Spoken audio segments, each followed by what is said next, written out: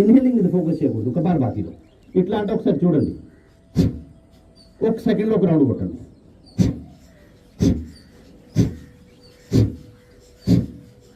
పొట్ట by default లోపల వెళ్తుంది, మీరు చూడండి.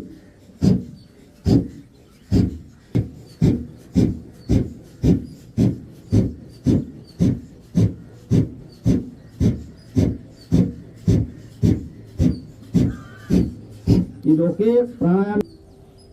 ఎంత పాత ఎవరికైనా బీపీ ఉంది కానీ ఈవెన్ పారాలిసిస్ పేషెంట్స్ కూడా ఇది 1 hour 2 hours చేస్తే వాళ్ళకి చాలా చాలా బెనిఫిట్ వస్తుంది. ఒక నోజ్ బంద్ చేస్తూ, ఒక నోజ్ ఇన్హేల్ చేస్తూ, తర్వాత ఇది బంద్ చేస్తూ ఎక్స్హేల్ చేస్తూ, మరి ఇది నుంచి ఇన్హేల్ చేస్తూ ఆల్టర్నేట్ నోజ్తో ఇన్హేల్ ఎక్స్హేల్ చేయాలి. చేయండి కొంచెం ట్రై.